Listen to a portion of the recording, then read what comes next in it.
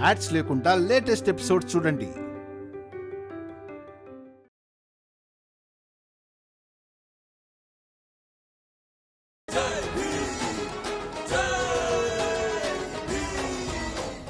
ఏక మీరందరూ ఇలాగే భీమ్ ఇంకా రమాకి తోడుగా ఇక్కడే నిలబడి ఉండండి.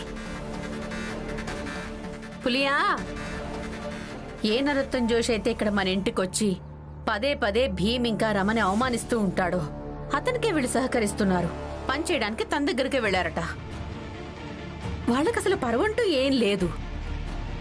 ఇక మీరే ఆలోచించండి, భీమ్ ఇంకా రమకు సహకరిస్తే ఏం లభించింది? మీరే కొంచెం ఆలోచించండి. తనకి సహకరించినప్పుడు ఎక్కువ సంతోషంగా ఉన్నారా, లేక ఇప్పుడా? జీజాబాయ్, నేను భీమ్ రమకు సహకరించి ఎంత సంతోషంగా ఉన్నా. ఇక మిగిలింది నీ విషయం అంటావా? ఇక్కడున్న వాళ్ళందరికీ తెలుసు నువ్వెలాంటి దానివో. అలాగే నీ మనసులో ఎంత విషయం నిండిపోయిందో భీమ్ రమ విషయంలో. పులియా, నువ్వు చాలా చేదుగా మాట్లాడుతున్నావు. వెళ్ళు, వీటితో ఏదైనా మిఠాయిలు కొనుక్కొని తిను. ఇక ఆపొచ్చు కదా పులియా. ఇప్పుడు కాసేపు మాట్లాడటం ఆపేసి ఆలోచించడం మొదలుపెట్టు. ఎవరి గురించంటే జీజాబాయ్ ఇప్పుడు చెప్పిన వాళ్ళ గురించి. ఆలోచించి నిర్ణయం తీసుకో. డబ్బుల్ని ఉంచుకోవాలా లేక తిరిగివ్వాలా అని. ఆలోచించిన తర్వాత డబ్బులు తిరిగివ్వడమే మంచిదని కనిపిస్తే గనక జీజాబాయ్ ఎక్కడికి పారిపోదు. అప్పుడొచ్చి తిరిగిచ్చేయచ్చు. ఇక మీరంతా వెళ్ళండి. ఇక ముందు నుంచి నేను ఆలోచిస్తాను మీ అందరి కోసం నేను ఇంకా ఏమేం చేయగలనని.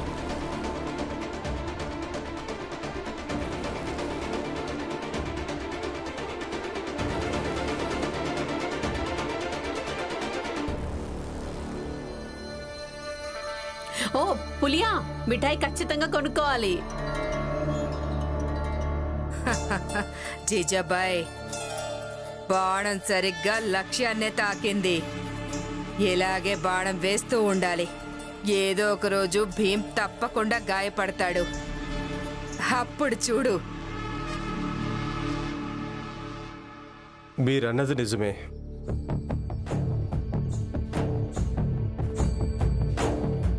జీజాబాయ్, నాకు ముందు నుంచి తెలుసు నువ్వు ఏదో ఒక పథకం ఖచ్చితంగా వేస్తూ ఉంటావని. ఇక నేనెలాగో ఆ పథకంలో ఉంటాను. మిగిలిన వాళ్ళందరూ అంటావా కలిసిపోలేదో వాళ్ళను కూడా కలుపుకోవడానికి సిద్ధం చేస్తాను. మీ సహాయాన్ని మేమెప్పటికీ మర్చిపోలేము. అది సరే. కానీ జీజాబాయ్, ఇందాక నువ్వేవో డబ్బులు పంచుతున్నావు కదా వాళ్ళందరికీ. ఒకవేళ ఏమైనా మిగులుంటే నేను కూడా ఆ నీ సహాయాన్ని జీవితంలో ఎప్పటికీ మర్చిపోలేను. ఇక ఆ డబ్బులతో కొత్త కొత్త బట్టలు కొనుక్కుంటారా?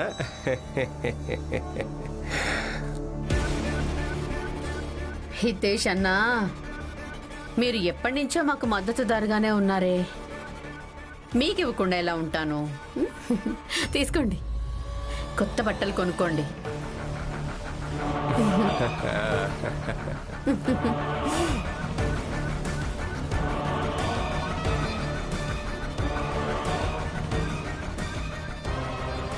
విన్నాను, సవతి తల్లులు ఆ పిల్లల్ని ఇబ్బందులు పెడుతుంటారని. కానీ భీమరావు, నీ ఈ సవతి తల్లి నిన్ను గాయపరచబోతోంది, గుర్తుంచుకో.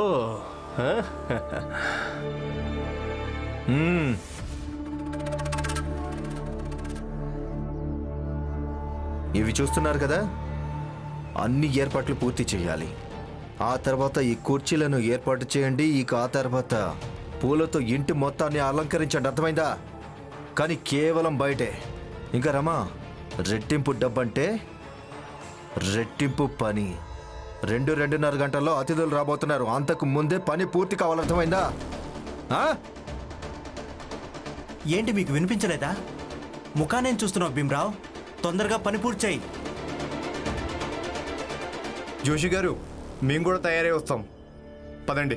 వెళ్ళండి, త్వరగా రండి. ఇక మీరిద్దరూ పని చేయండి, కానివ్వండి.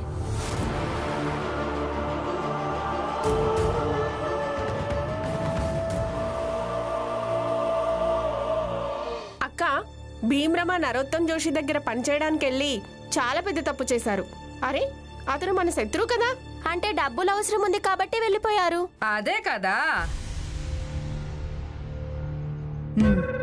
నేను ఇంకా జీజాబాయ్ మీ అందరికీ ఇదే నచ్చ చెప్పడానికి ప్రయత్నిస్తున్నాం. వాళ్ళకు అవసరం ఉన్నప్పుడు వాళ్ళు ఇలాగే చేస్తారు, అందరినీ ఉపయోగించుకుంటారు. కానీ ప్రయోజనం వాళ్ళిద్దరికీ కలుగుతుంది. సగుణబాయ్, అనవసరంగా ఇక్కడున్న ఆడవాళ్లను భీమ్ రమాలకి వ్యతిరేకంగా రెచ్చగొట్టకండి. అయ్యో, నేనేం రెచ్చగొట్టడం లేదు, ఆధారంతో సహా నిజం చెప్తున్నాను. అసలు మీ అందరికీ ఇది తెలుసో లేదో, ఏ సరళకు సహాయం కోసం మీరందరూ అంత పెద్ద ధర్నా చేశారో, ఆకలి దప్పులతో ఉన్నారు. అదే సరళ తనకొచ్చిన భరణంలోని ఒక భాగాన్ని భీమ్ చదువు కోసం భీమ్ ఉపాధ్యాయుడికి ఫీజు రూపంలో ఇచ్చేసింది. ఇక భీంకు భాగం ఉన్నప్పుడు మరి మీ అందరికీ కూడా భాగం ఉంటుంది కదా. భాగం ఉంటుందా లేదా? ఇందులో పెద్ద విషయం ఏముంది? సరళ కనిపించుండొచ్చు, భీమ్ చదువుకి డబ్బు చాలా అవసరమని అందుకే ఇచ్చింది, అంతే. సరళ కనిపించిందా? కానీ భీం కనిపించలేదా? అందరూ కష్టపడ్డారు, అందరికీ భాగం ఉండి తీరాలి. తన అవసరమే అందరికంటే పెద్దదైపోయిందా? ఒకవేళ అలా అయితే మరి మీరందరూ ఎందుకు నమ్ముతున్నారు భీమ్ అందరి గురించి శ్రద్ధ తీసుకుంటాడని, అందరి గురించి ఆలోచిస్తాడని? సగుణబాయ్, చాలు. మీ వాగుడంతా నాకేమాత్రం వినాలని లేదు. చూడండి, ఈ పూలియా మొగుడు పారిపోయాడు కదా, అప్పుడు భీమ్ ఇంకా రామ ఈమెకు చాలా సాయం చేశారు. వాళ్ళ సహాయాల కిందే తను అణిగిపోయింది, అందుకే ఇలా ఆలోచిస్తుంది. కానీ మీరందరూ స్వతంత్రులు, స్వతంత్రంగా ఆలోచించగలరు కదా. ఆలోచించండి, ఆలోచించండి.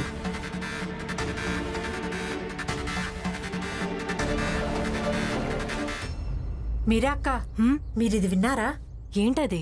ఏంటంటే జీజాబాయి ఇక్కడున్న ఆడవాళ్ళందరికీ డబ్బులు పంచుతోందంట. ఏంటి అసలు మీరేమంటున్నారు? అవునక్క, కానీ నాకొక్క విషయం అర్థం కావటం లేదు.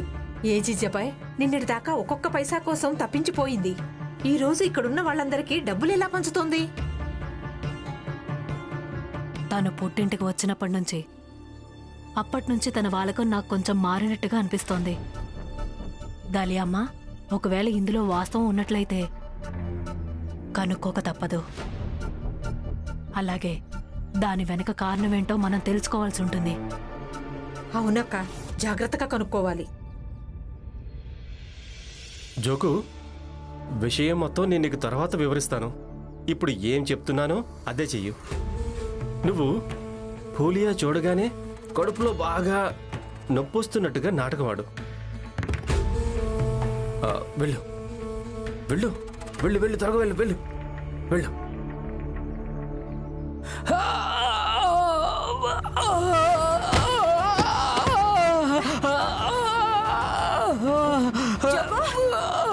అయ్యో జోకు, ఏమైంది? అయ్యో అయ్యో జోకుకి ఏమైంది? పులియా, నా కడుపులో బాగా నొప్పి పడుతుంది. అయ్యో ఏమైంది? రాజయ్, దూరంగా వెళ్ళు, దూరంగా వెళ్ళు. జోకు, ఎందుకు ఎలా ఉన్నావు? ఇతన్ని హాస్పిటల్ తీసుకెళ్దాం, పదండి. ఇది మా ఇంటికి సంబంధించింది, మేం చూసుకుంటాం, నువ్వు వెళ్ళిపో. అరే, వెళ్ళండి మీరు. ఒకవేళ మీరు వెళ్ళిపోవడం వల్ల జోక్ అందకు మంచిగా అనిపిస్తుంటే మీరు దూరంగా వెళ్ళండి. తన నొప్పిని తగ్గించలేరు గాని వచ్చాడండి పెద్ద ఆసుపత్రికి తీసుకెళ్తాడంట. కనీసం తనకి ఏది మంచిగా అనిపిస్తుందో అది చేయండి, చాలు, వెళ్ళండి.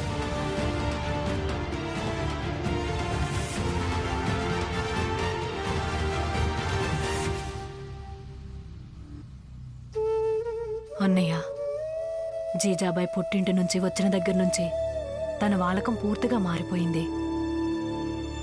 మీరు తన మాటలకు బాధపడకండి. జోకుని హాస్పిటల్కి తీసుకెళ్దాం. వద్దు హితేష్ అన్న, మా దగ్గర డబ్బులు లేవు, నేను ఎక్కడికి వెళ్ళను. నువ్వేం బాధపడకు పులియా. ఒకసారి నువ్వు నీ చుట్టుపక్కల చూడు పులియా. ఎక్కడైనా నీ యోధులు నీకు కనిపిస్తున్నారా? భీమ్ ఇంకా రమ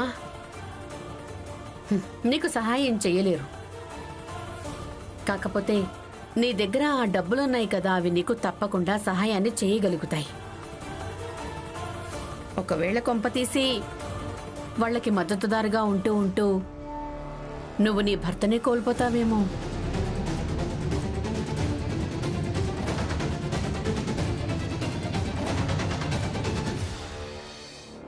హితేష్ అన్న, చోక్కని హాస్పిటల్కి తీసుకెళ్దాం పదా. నా దగ్గర డబ్బులున్నాయి. పద పద. జనార్దన్, నువ్వు కాలు పట్టుకో. లేపండి అందరూ.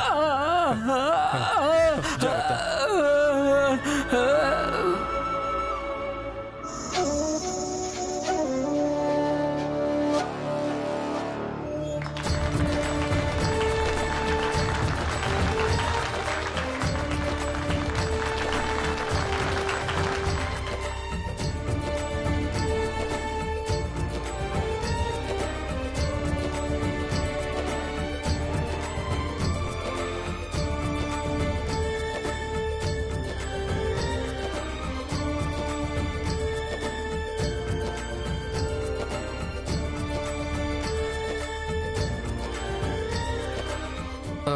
నరోత్తం గారు, నరోత్తం గారు, పని పూర్తయింది. ఇక మీరు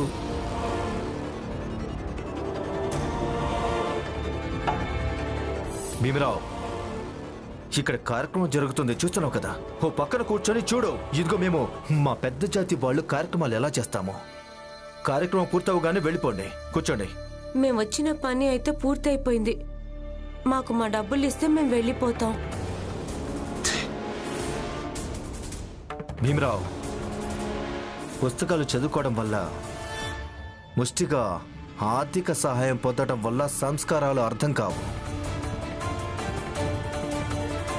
ఇప్పుడు ఇక్కడ చూడు, అతిథులందరూ ఇచ్చేశారు, కానీ మీరు డబ్బు డబ్బు డబ్బు. అరే, మీ డబ్బులు మీకు ఇచ్చేస్తాను. నాకు కూడా మీ ఇద్దరిని ఇక్కడ కష్టపెట్టడం ఇష్టం లేదు. ఇందులో మీ ఇద్దరు తప్పేమీ లేదు. చిన్న జాతి వాళ్ళు కదా, ఇతరుల సంతోషాలు చూసి ఎలా సంతోషపడాలో మీకు తెలీదు. మీరన్నది నిజమే. నేను కూడా పుస్తకాల్లో ఏం చదివాను అంటే, ఎప్పుడు ఇతరుల సంతోషాలు చూసి సంతోషపడ్డం మంచిదని. మీ ఇంట్లో ఈ కార్యక్రమం ఉంది, అది జరుపుకోండి, డబ్బులు తర్వాత ఇచ్చేయండి. బాగుంది, సంతోషించండి. ఇక కూర్చోండి. నరోత్తం, ఇలాంటి శుభగడియల్లో ఆ ముదనష్టపు వాళ్ళతో ఎందుకు మాట్లాడుతున్నావు? వదిలే రా.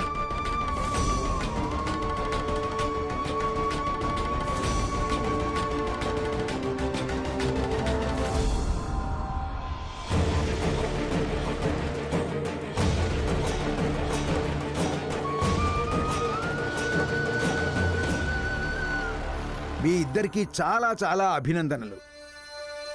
అన్నట్టు నరోత్తం, రేషం సేట్ ఎక్కడున్నాడు? ఏంటంటే బాబాయ్కి ఏదో పని పడింది, అందుకే ఆయన బయటికి వెళ్ళాడు.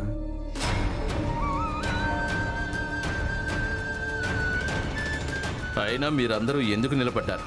కూర్చోండి. కూర్చోండి కూర్చోండి, అందరు కూర్చోండి. ఇది సంతోషాలు జరుపుకునే సమయం.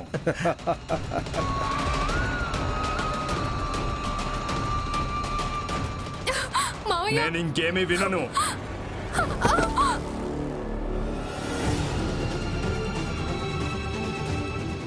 అక్కడ అత్తారింట్లో మీ కూతురు తన భర్తను మింగేసింది.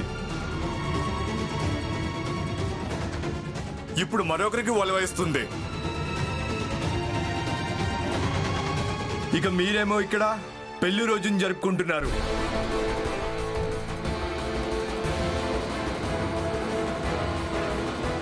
ఏంటి? వద్దు, మీరు వెళ్ళొద్దు.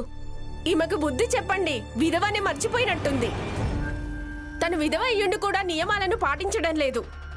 తల గొరిగించుకోలేదు. సాత్విక జీవనాన్ని గడపడానికి కూడా సిద్ధంగా లేదు. ఇలాంటి కూతుర్ని మీరు మీ దగ్గరే ఉంచుకోండి. ఏ రోజైతే మేము దీనికి కన్యాదానం చేశామో దీని బాధ్యతలను మేము అదే రోజు పూర్తి చేసుకున్నాం. ఇక మీరెందుకింత కష్టపడ్డారు? దీన్ని లాక్కుంటూ ఇక్కడి దాకా తీసుకొచ్చారు. దారిలో నదులున్నాయి, ఎన్నో బావులున్నాయి. దేంట్లోనైనా తోసేసి చంపేసి ఉండాల్సింది.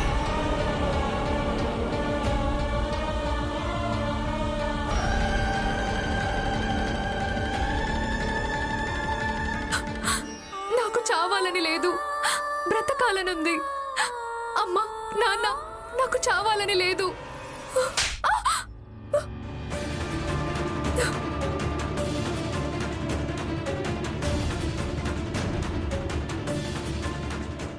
విధవ్వి, మరి విధవా ధర్మాన్ని పాటించాలి కదా.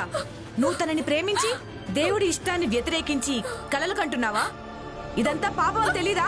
వలవేసి కాదు, బంధాన్ని కలుపుకొని.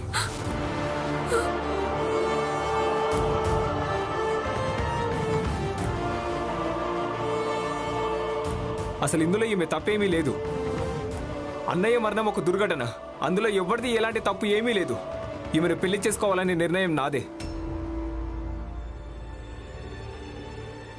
ఎందుకంటే స్త్రీలకు కూడా మగవాళ్ళలాగే మరోసారి జీవితాన్ని ప్రారంభించే హక్కు ఉండి తీరాలి.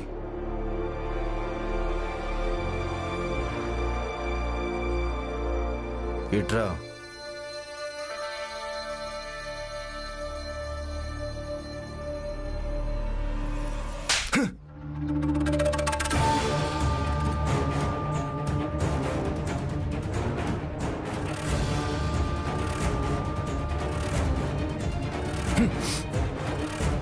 ఇంకోసారి ఒకవేళ పెళ్లి విషయం నీ నోట్లోకి వచ్చిందంటే నేను నీ నాలుక చీరి పారేస్తాను, అర్థమైందా?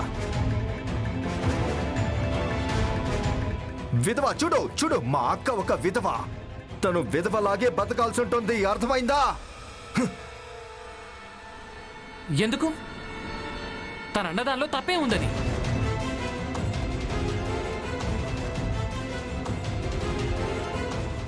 భీమరావ్, ఇదిగో డబ్బులు తీసుకో తీసుకో. ఇక ఇక్కడ నుంచి బయలుదేరు, అర్థమైందా?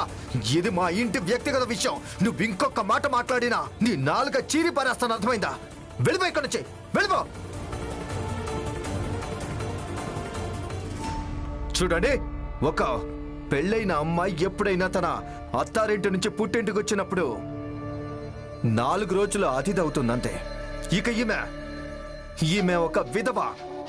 తను విధవ కావడం తన అత్తారింటి రాతతో ముడిపడింది, కానీ తన పుట్టింటితో సంబంధం లేదు, అర్థమైందా? దీన్ని ఇక్కడి నుంచి తీసుకెళ్ళండి. నేను నా సహనాన్ని కోల్పోవడానికి ముందే దీన్ని ఇక్కడి నుంచి తీసుకెళ్ళండి. వెళ్ళండి. ఇదేనా సంస్కారం?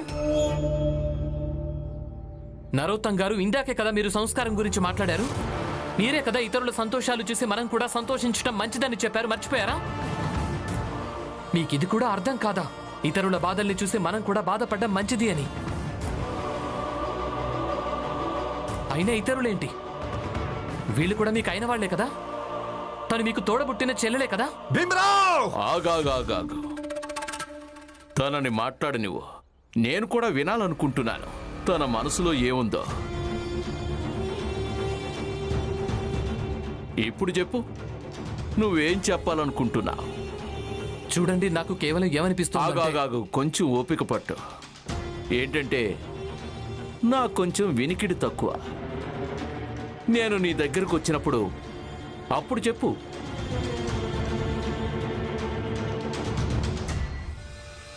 ఈరోజు మన పెళ్లి వార్షికోత్సవం.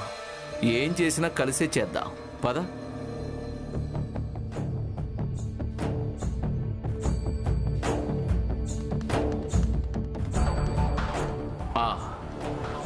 ఇప్పుడు చెప్పు, నువ్వేం చెప్పాలనుకుంటున్నావు? చూడండి, సమాజంలో నివసిస్తున్న ఇలాంటి మహిళలు బతకడం అంటే రోజు చావడంతోనే సమానమవుతుంది. ఎవరు కూడా ఇంత ధైర్యం చెయ్యలేరు. తమ కుటుంబానికి వ్యతిరేకంగా వెళ్లి సమాజంతో పోరాటం చెయ్యలేరు. కానీ మీ కూతురు అంత ధైర్యం చెయ్యగలిగింది. అయినా తన చెయ్యి పట్టుకోవడం కోసం ఈయన కూడా ఆమెకు తోడుగానే ఉన్నాడు. నా కేవలం ఏమనిపిస్తోందంటే మీరు మీ కూతురికి వివాహాన్ని ఇతనితో చేయించడమే మంచిదని. అవును, అలాగే మీరు ఇది కూడా ఆలోచించండి. మీ పెళ్లి రోజునే మీ కూతురికి అన్ని సంతోషాలు ఇచ్చేందుకు మరో అవకాశం వచ్చింది మీకు. నేను తనని సంతోషంగా చూసుకుంటాను. నీకు మెదడు గానీ చెడిపోయిందా? వద్దు అబ్బాయి, నేను ఇలా ఎప్పటికీ జరగనివ్వను, అర్థమైందా? కానీ మీరు కూడా కొంచెం ఆలోచించండి. ఒకవేళ మీరు అలా జరగనిస్తే అప్పుడు మీ కోడలిది అలాగే మీ కొడుకు జీవితం ఎంతో బాగుంటుంది కదా. భీమరావ్, నువ్వు ఉపన్యాసాలు ఇవ్వకు. నోరు మూసుకో.